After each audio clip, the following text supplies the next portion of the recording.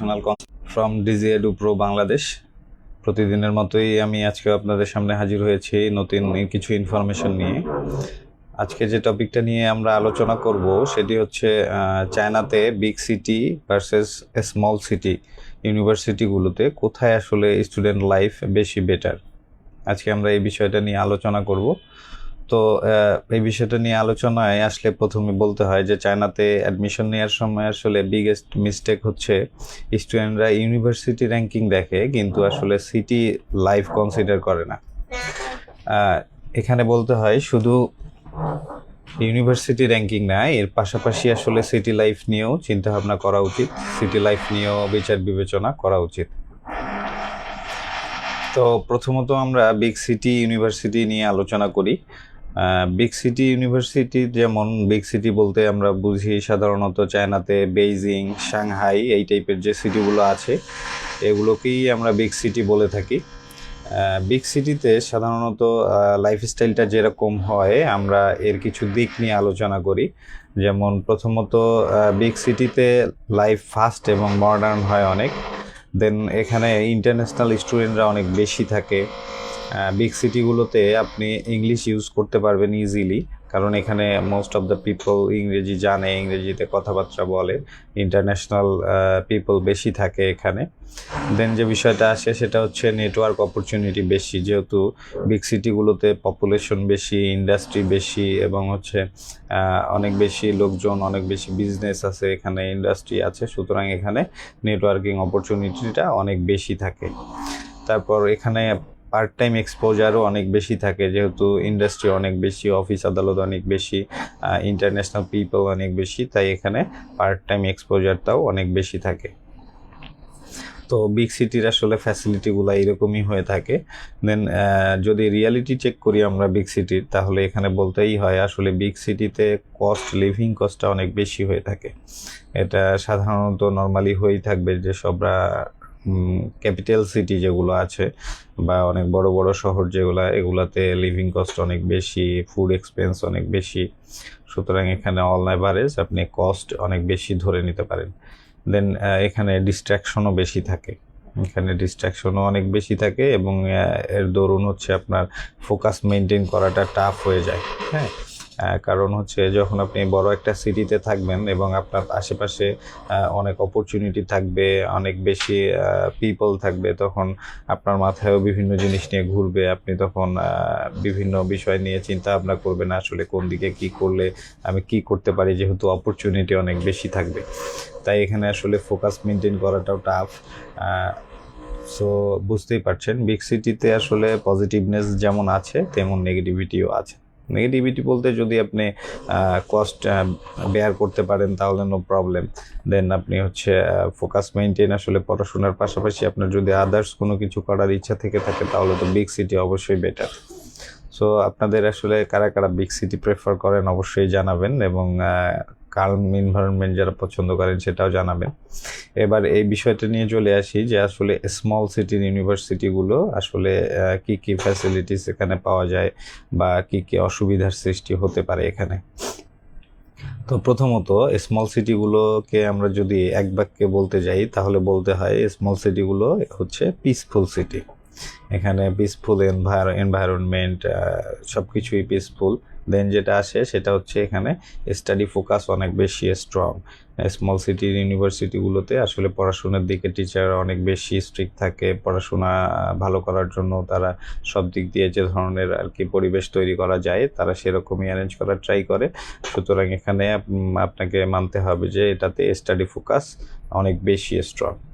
দেন যেটা হয় সেটা হচ্ছে টিচাররা অনেক বেশি সাপোর্টিভ হয়ে থাকে, টিচাররা অনেক বেশি সাপোর্ট করে, এটা এডুকেশনের ক্ষেত্রে হোক বা আপনার কেরিয়ার বেস হোক, আপনি যেই দিকে যান টিচাররা অনেক বেশি হেল্পফুল হয়, তারা আপনাকে বিভিন্ন বিষয় নিয়ে ইনফরমেশন দিয়ে থাকে, সাজেশন দিয়ে থাকে, আপনার কেরিয়ারের জন্য কোনটা বেটার হয় এদিকেও তারা নার্সিং করে থাকে। সো স্মল সিটির টিচাররা আসলে অনেক বেশি সাপোর্টিভ হয়ে থাকে। এবং সবচেয়ে বড় বিষয় যেটা, সেটা হচ্ছে স্মল সিটিগুলোতে লিভিং কস্ট অনেক বেশি, মানে কম আর কি, অনেক তুলনামূলক অনেক কম। বিগ সিটিগুলোর তুলনায় বলতে পারেন যে বিগ সিটিগুলোর তুলনায় মোটামুটি 50% বা তার বেশিও কম হয়ে যেতে পারে স্মল সিটিগুলোতে কস্ট।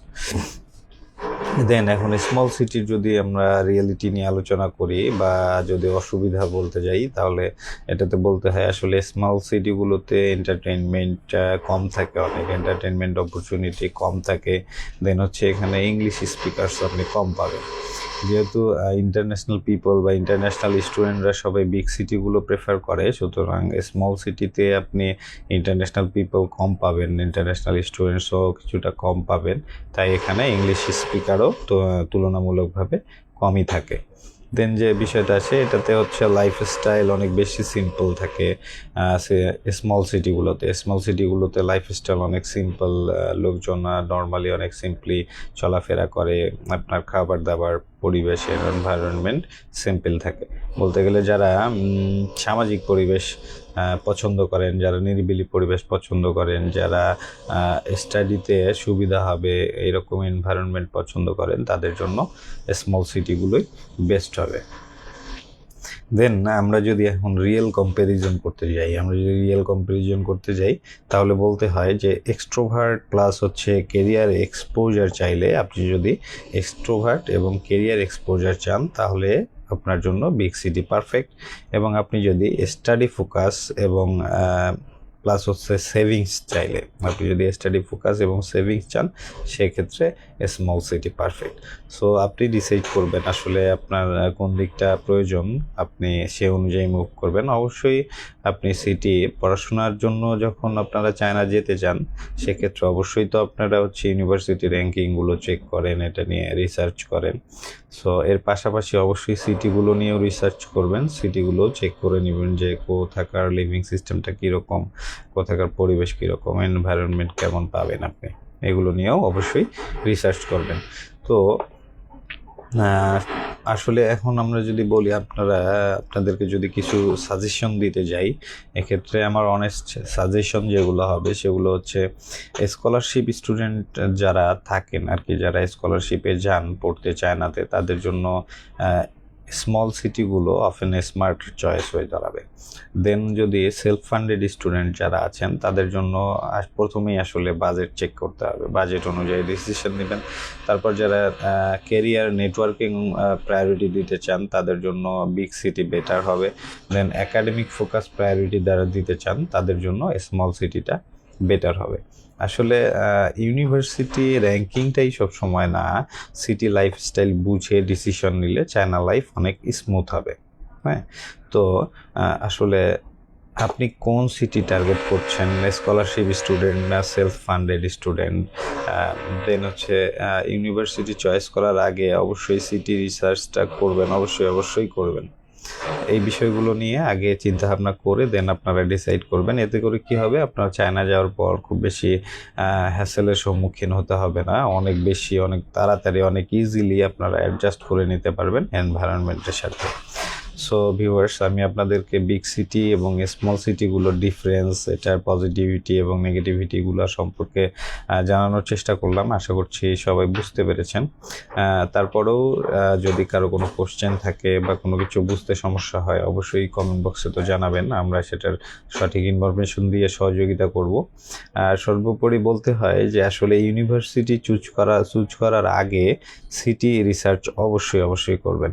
চায়না স্টাডি নিয়ে যদি রিয়েল ইনফরমেশন পেতে চান, তাহলে অবশ্যই পেজ ফলো করুন এবং সেই সাথে আমাদের ভিডিওগুলো প্রতিদিন ফলো করুন।